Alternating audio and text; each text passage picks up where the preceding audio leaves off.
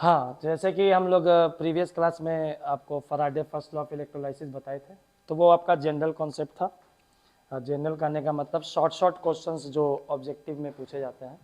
अब हम लोग थोड़ा एडवांस प्रॉब्लम करेंगे और आपको बताएंगे कि आखिर स्टेटमेंट और equation first law of electrolysis का क्या था। ठीक है, तो आइए थोड़ा सा एडवांस लेवल का क्वेश्चन हम लोग कर लेते हैं फर्स्ट लॉ ऑफ इलेक्ट्रोलाइसिस पर। थोड़ा सा आपको प्रीवियस क्लास का हम रिकॉल करवा देते हैं कि था बात ये कि किसी भी इलेक्ट्रोलाइट का अगर इलेक्ट्रोलाइसिस हो रहा है, मान लीजिए एल्युमिनियम, तो वो रिडक्शन जाएगा। तो रिडक्शन जा रहा है तो आपको हम बताए थे कि चेंज आप देखिएगा, ये एल्युमिनियम का 1 मोल है क्योंकि आपका एल्युमिनियम एटम है और यहाँ पे 1 मोल का मतलब उसका एटॉमिक वेट यानी 27 ग्राम। तो आपको बताए कि कितना का चेंज हो रहा है, 3। जितना का चेंज हो रहा है उतना फैराडे आपको लिख देना है। तो ये क्वेश्चन नॉर्मल क्यों है बताइए? नॉर्मल इसलिए है क्योंकि यहाँ पे चार्ज आपको नजर आ रहा है, लेकिन अब आपको चार्ज नजर नहीं आएगा। अब थोड़ा एडवांस प्रॉब्लम पर आ जाइए, अब एडवांस प्रॉब्लम पे आ जाइए। थोड़ा एडवांस लेवल का क्वेश्चन आपको हम बताने जा रहे हैं, ठीक है?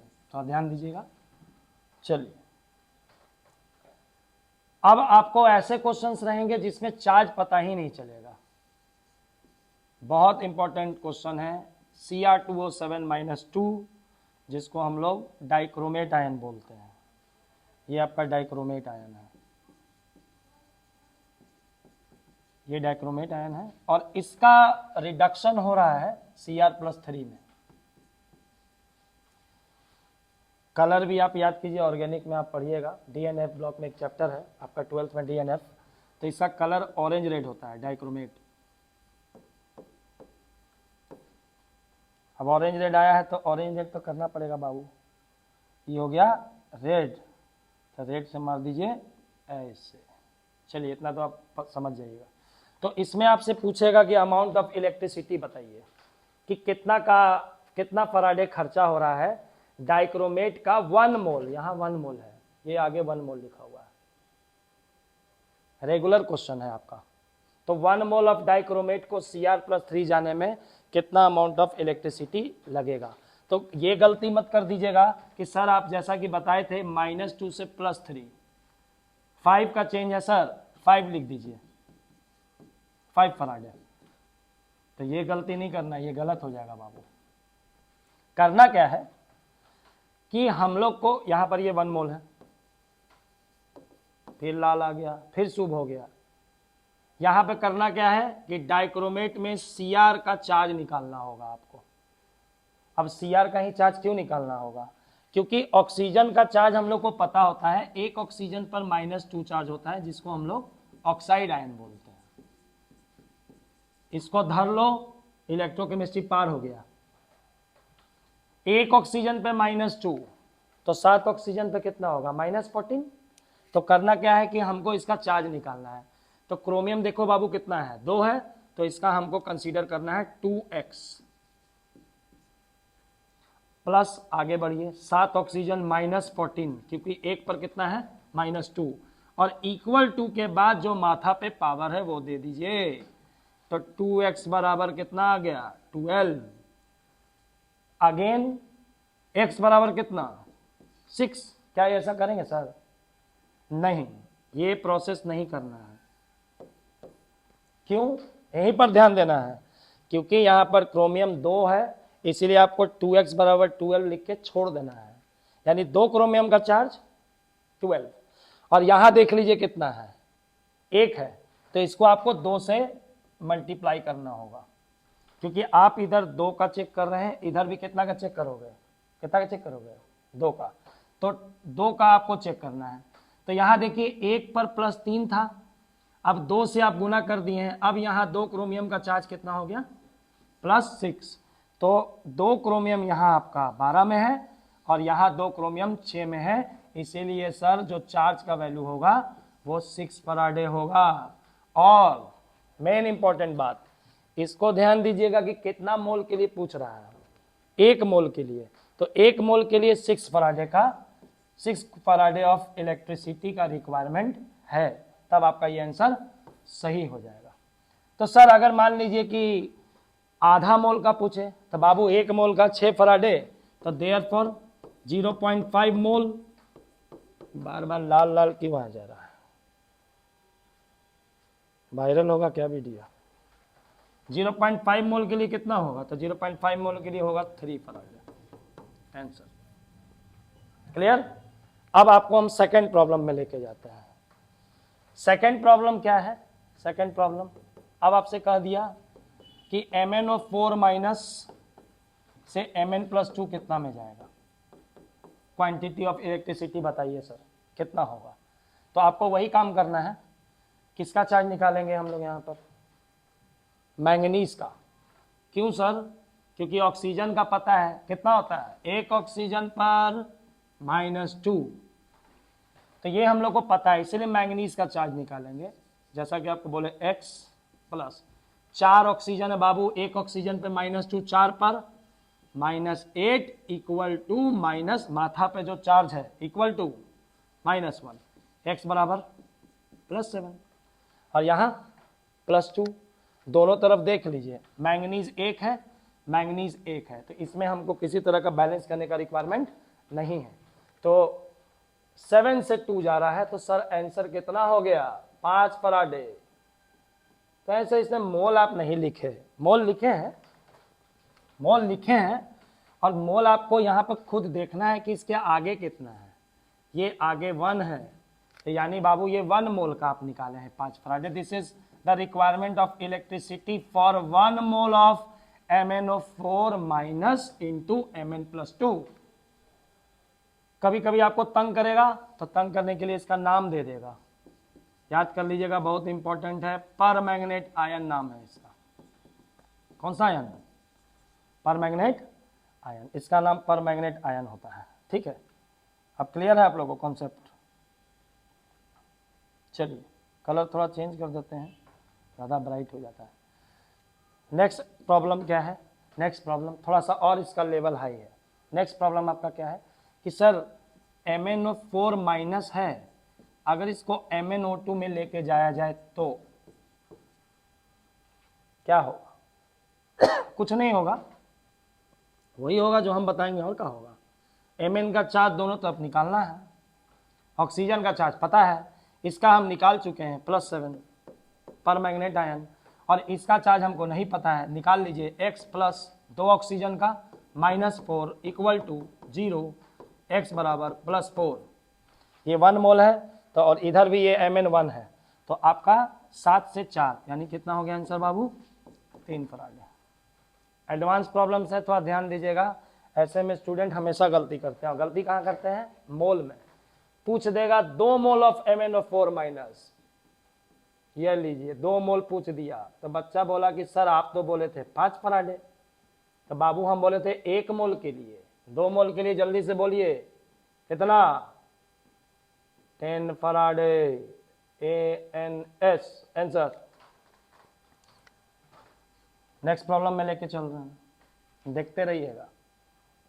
नेक्स्ट प्रॉब्लम क्या है? अब थोड़ा सा आपको बैलेंसिंग को ध्यान में रखते हुए कह दिया कि H2O का चेंज हो रहा है O2 में। थोड़ा खतरनाक प्रॉब्लम, किसी से क्लास में नहीं बना। क्या करना है इसमें? इसमें करना क्या है कि देखना है कि इधर लिखा हुआ क्या है आपका प्रोडक्ट की तरफ, तो ऑक्सीजन लिखा हुआ है, तो ऑक्सीजन एक मॉलिक्यूल है, इस पर कोई चार्ज नहीं होता है, 0 चार्ज, नो चार्ज। और इधर ऑक्सीजन कितना है? 2 है, तो 2 गो पे 0। अब बउआ यहाँ क्या गो है? एगो, तो सबसे पहले आपको 2 से गुना करना होगा। और 1 पर चार्ज हम आपको बताए कि 1 पर चार्ज कितना था? -2, तो बाबू 2 ऑक्सीजन पे चार्ज कितना हो जाएगा? 2 ऑक्सीजन पर -4, तो -4 से 0 कितना फराडे हो गया? 4 फराडे। बच्चा बेचारा 4 फराडे लिख करके बोला कि हाँ सर बन गया, हाँ सर बन गया। हम बोले कि क्या बन गया? तो 4 फराडे। हम बोलिए गलत। क्यों? क्योंकि बाबू यहाँ 1 मोल के लिए पूछ रहा है कि 1 मोल ऑफ H2O के लिए खर्चा, ऑक्सीजन में जाने का खर्चा पूछ रहा है। खर्चा, खर्चा माने चार्ज, चार्ज माने फराडे के रिस्पेक्ट में। तो बाबू 2 मोल का ये 4 फराडे है, 1 मोल का आप ही बोलिए सभी कोई, कितना? 2 फराडे। याद रखिएगा, एनसीईआरटी का एक्सरसाइज क्वेश्चन है, एक्सरसाइज क्वेश्चन। तीसरा या नेक्स्ट क्वेश्चन आप कहिए, FeO changes to Fe2O3, again 1 mole दे रहा है। तो यहां पर भी स्टूडेंट, बहुत सारे स्टूडेंट कंफ्यूज हो जाते हैं। देखिए कंफ्यूज मत होइए, आप हमको ये बताइए शांति से कि क्या चेंज ऑक्सीजन में हो रहा है? नहीं सर, ऑक्सीजन तो आप बोले कि -2 में होता है, यहां भी -2, यहां भी -2। अगर यहां -2, अगर ये -2, अगर, तो पक्का है सर कि ये +2 में होगा, तबे ना कैंसिल होगा, +2 एंड -2 कट गया।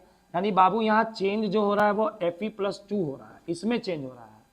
और यहाँ सर, यहाँ अगर ये -2 है तो ऑक्सीजन का चार्ज देखिए, आयरन रख लिया है 2, तो आयरन वाला चार्ज कौन रख ले है? हाथ उठा के बोलो, ऑक्सीजन। कितना? 3 सर। तो +2 से बाबू चेंज +3 में हो रहा है, बाकी ऑक्सीजन में चेंज नहीं हो रहा है। इसीलिए इसका आंसर आपको कितना फराडे होगा? 1 फराडे। ठीक है, इसका सेकंड हम आपको सॉल्यूशन बता देते हैं कि एक मेथड से आप और बना सकते हैं। कैसे? ऐसे हमने बोला था कि FeO जा रहा है Fe2O3 में। अगर आप पुराना वाला कॉन्सेप्ट लेके आइएगा, जो पुराना कॉन्सेप्ट हम आपको बताएं कि सर यहां पर आप बोले थे कि 2 है तो 2 गो का निकालना है, आप x = 6 नहीं बोले हैं निकालने के लिए। हाँ, हम नहीं बोले थे। और यहां भी सर आप पहले 1 था, 1 गो पे 3 था, 2 गो पे 6, तो 2 गो पर आप चेक किए कि 2 क्रोमियम का 12, यहाँ 2 क्रोमियम का 6, तो टोटल आपका चेंज 6 फराडे लिख दिए, आंसर हो गया। हाफ मोल का 3 फराडे हो गया। ठीक है, अगर आप यही कॉन्सेप्ट आगे करते हैं, सेम कॉन्सेप्ट को अगर आप आगे कर देते हैं यहां पर, तो भी आंसर बन जाएगा। देखिए यहां पर आयरन कितना है? 2 है, आप इसको 2 से गुना कर दीजिए सबसे पहले, और यहां पहले निकाल लीजिए 2 आयरन है तो 2x प्लस 3 ऑक्सीजन, 1 ऑक्सीजन पर -2, 3 ऑक्सीजन पर -6 बराबर 0, 2x बराबर +6। तो यहाँ पे मैथ नहीं बनाइएगा कि सर x बराबर +3, नहीं, 2 आयरन है, छोड़ दीजिए, क्योंकि आप बैलेंस करने जा रहे हैं। 2 आयरन का 6 यहाँ पे छोड़ देना है, x = 3 नहीं निकालना है। इसको ऐसे मत करिएगा। देखिए यहाँ पर हम सिग्नल दे दे रहे हैं, और सिग्नल है रेड सिग्नल। देखिए ऐसे कीजिएगा, भूत काट लेगा। ये लीजिए, नहीं करिएगा, ठीक है। चलिए, तो सर इसके बाद यहाँ पर आयरन कितना है? सर अब 2 आयरन है, 2x ले लो। फिर बच्चा में कंफ्यूजन हो गया, आगे बढ़ा, ऑक्सीजन 1 गो दिख रहा है, ये भुला गया कि 2 से गुना किए हैं। अब ऑक्सीजन कै गो? 2 गो, तो 2 गो पे चार्ज बहुआ -4 इक्वल टू माथा पे कुछ नहीं 0, तो 2x बराबर +4।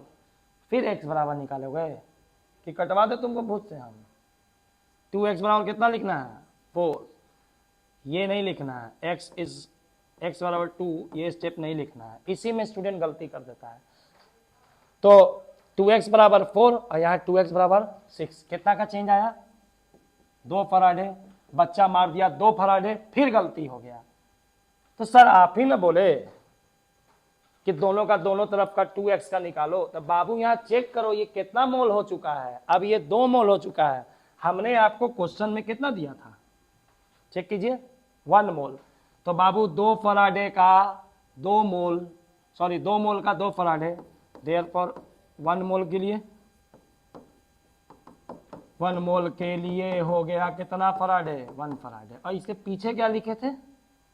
1 फराडे। चेक हो गया, आंसर सही। ये आपको हाईटेक प्रॉब्लम्स हैं जिसमें हर स्टूडेंट गलती करता है और किसी को समझ में नहीं आता है। आप वीडियो को 10 मिनट 20 मिनट बढ़िया से देखिएगा, रोक रोक के। निश्चित मेरा विश्वास है कि आप निश्चित बहुत अच्छे से समझिएगा इस वीडियो को, अच्छे से आप कैलकुलेशन कर पाइएगा। और ये आपको याद होना चाहिए कि अभी तक हम आपको फॉर्मूला नहीं बताए हैं, बिना फॉर्मूला के आप सब क्वेश्चन बनाए हैं। तो अब हम आपको इक्वेशन में लेकर चल रहे हैं कि इक्वेशन ऑफ फर्स्ट लॉ क्या होता है। सर इक्वेशन पर भी चर्चा कर दीजिए। हाँ, क्योंकि ऑब्जेक्टिव में इक्वेशन भी आता है, तो इक्वेशन पे चर्चा कर देते हैं। इक्वेशन क्या है? फराडे ने कहा था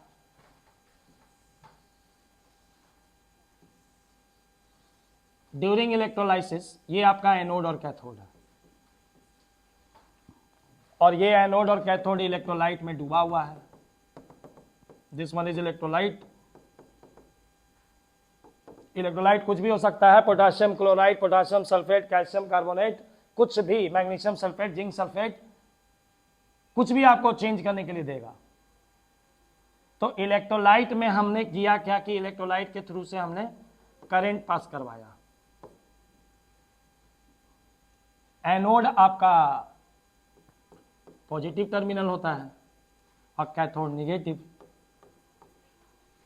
लेकिन सर आप बोले थे कि एनोड दोनों होता है। हाँ, दोनों होता है।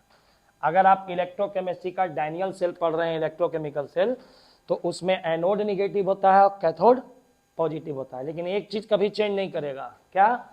एनोड पर हमेशा ऑक्सीडेशन होता है, चाहे कोई भी बैटरी पढ़िए आप, ऑलवेज ऑक्सीडेशन, और कैथोड पर always reduction.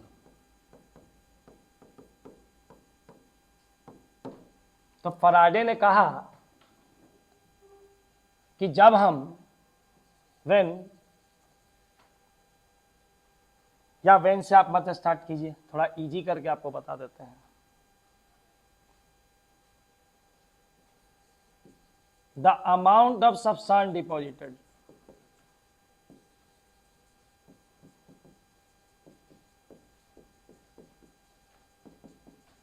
Eight the electrode, और इस अमाउंट को हम m लेके चलेंगे, इज डायरेक्टली प्रोपोर्शनल, साइन दे रहे हैं आप लोग, डायरेक्टली प्रोपोर्शनल लिखिएगा, is directly proportional to quantity of electricity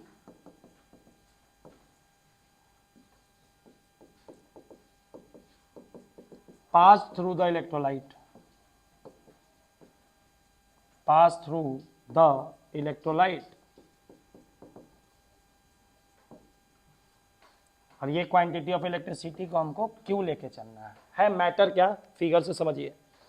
आप इलेक्ट्रिसिटी प्रोवाइड की है इलेक्ट्रोलाइट में, तो फराडे ने क्या कहा कि पहले फराडे ने कहा कि जो तुम इलेक्ट्रिसिटी दे रहे हो वो क्यू के फॉर्म में हम मेजर करेंगे, क्योंकि बाबू क्यू मेरा चार्ज का यूनिट है और हम इसको डिस्कवर किए तो मेरा नाम का तो होना चाहिए थोड़ा बोलबाला, इसीलिए फराडे के रिस्पेक्ट में ही मेजर करता था। तो जब फराडे ने क्यू अमाउंट ऑफ चार्ज दिया इलेक्ट्रोलाइट में, तो आपको हम बताए थे प्रीवियस क्लास में कि इलेक्ट्रोलाइट में जैसे ही करंट का फ्लो होगा, चार्ज देंगे तो इलेक्ट्रोड पर जाकर के जमा होने लगेगा अमाउंट ऑफ सब्सटेंस। सर क्या जमा होने लगेगा?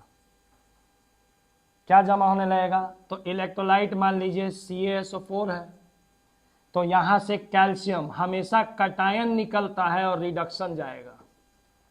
तो यहां अगर इलेक्ट्रोलाइट CaSO4 है तो कैल्शियम यहां पे जमा हो जाएगा। अगर इलेक्ट्रोलाइट Al2O3 है तो यहां से कटायन Al+3 निकलेगा और एल्युमिनियम में जाके जमा हो जाएगा। जाकर के एल्युमिनियम 27 ग्राम एटॉमिक वेट के बराबर, कैल्शियम 40 ग्राम, मैग्नीशियम 24 ग्राम, पोटासियम 39 ग्राम, आयरन 56 ग्राम, क्रोमियम 52 ग्राम, और भी बहुत सारे हैं, निकल 58 ग्राम, तो यहां पर जाके जमा हो जाएगा। तो वही फराडे ने आपको कहा है कि कितना जमा हो जाएगा, उसी को निकालने के लिए वो न्यूमेरिकल बनाया है, क्वेश्चन देगा आपको। तो उन्होंने कहा कि जितना आप इलेक्ट्रिसिटी सप्लाई दे रहे हैं, चार्ज Q, आप जितना इसको बढ़ाइएगा उतना ज्यादा मात्रा जमा होगा। यही मेन मोटो यही है, तुम इलेक्ट्रिसिटी बढ़ाओ ज्यादा जमा होगा जितना। तो इस पर इक्वेशन क्या है? फर्स्ट लॉ ऑफ इलेक्ट्रोलाइसिस का अगर आप इक्वेशन लिखते हैं, डायरेक्ट लिखिए कि अमाउंट ऑफ सब्सटेंस जो जमा होगा डायरेक्टली प्रोपोर्शन टू Q, और Q बराबर जो होता है IT के बराबर होता है, करंट इनटू टाइम। तो देयरफॉर सर प्रोपोर्शन हटेगा तो कुछ लगेगा, लगेगा Z और Q के जगह हम लिख देंगे IT। तो फॉर्मूला हो गया ZIT, M बराबर ZIT। ये लीजिए, ये आपका इक्वेशन है फर्स्ट लॉ का। तो सर हमको एक चीज में एकदम अकबक लग रहा है। क्या अकबक लग रहा है सर? ये क्या लिख दिए हैं Z, नया टर्म हम देख रहे हैं। इसी को आपको समझना है। यहाँ पर Z जो है आप इसको कांस्टेंट बोल सकते हैं, लेकिन ये कांस्टेंट है नहीं, इसका नाम है इलेक्ट्रोकेमिकल इक्विवेलेंट। इलेक्ट्रोकेमिकल इक्विवेलेंट इनका नाम है। अब इसी को आपको समझना है। ये जहां समझे first law over, second law में तुरंत जाएंगे हम। जेड इलेक्ट्रोकेमिकल इक्विवेलेंट है। तो आप हमको ये बताइए कि इसको जेड को डिफाइन करना है। तो बताओ जेड का वैल्यू एम के बराबर कब होगा? जब करंट का वैल्यू जेड बराबर एम कब होगा? Electrochemical equivalent amount of substance deposited के बराबर कब होगा? ये तभी होगा जब करंट हम कितना एम्पियर दौड़ाएंगे? 1, और कितना देर के लिए? 1 सेकंड के लिए। ऐसा करने पर IT गुना करो 1 एम्पियर इंटू 1 सेकेंड, तो 1 एम्पियर सेकेंड, तो चार्ज का वैल्यू 1 कूलम आएगा। तो जेड को डिफाइन करने के लिए इंपॉर्टेंट चीज बता रहे हैं। जेड क्या है? Amount of substance deposited at the electrode. ये वाला तुम चार्ज पास करवाए, अगर तुम इसके जगह पे 1 कूलम सप्लाई दिया, अगर तुम चार्ज 1 कूलम दिया, किसको? इलेक्ट्रोलाइट को, तब जो यहां पर जमा होगा इलेक्ट्रोड पर, उस अमाउंट ऑफ सब्सटेंस को इलेक्ट्रोकेमिकल इक्विवेलेंट के नाम से जाना जाता है। यही है आपका जेड। ये तो हुआ डिफिनेशन, ये तो हुआ आपका डिफिनेशन। सर यहां पर जेड का कोई वैल्यू भी होगा? हाँ वैल्यू होगा, वैल्यू होगा। जेड को न्यूमेरिकली अगर इक्वेशन के हिसाब से अगर लिखना है तो इसका मतलब होता है इक्विवेलेंट वेट बाई 96,500।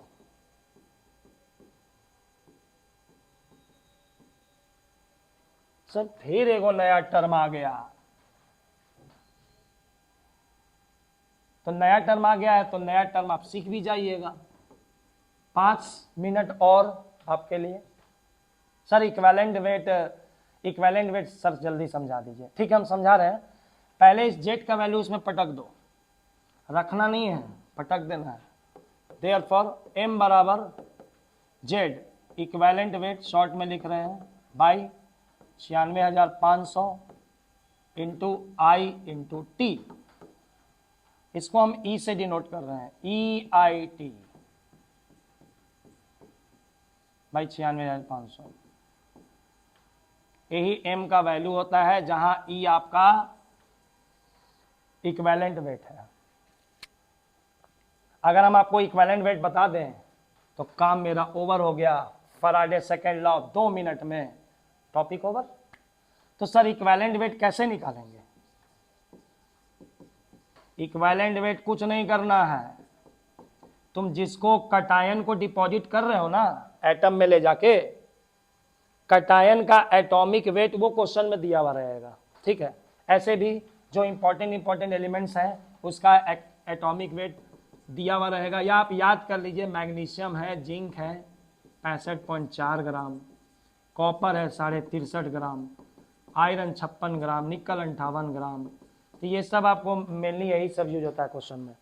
तो सिल्वर 108 ग्राम, 108 नहीं, श्री 108 ग्राम।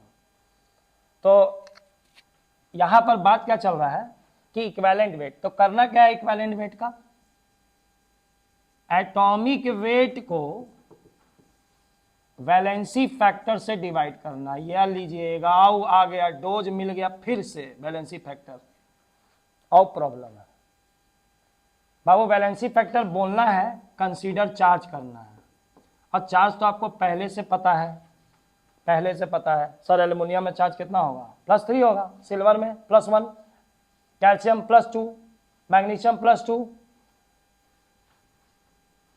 बोलना है वैलेंसी फैक्टर, कंसीडर करना है चार्ज। तो सर एटॉमिक वेट किसका लेंगे? इंपॉर्टेंट लाइन, ध्यान यहां सिर्फ कटायन का।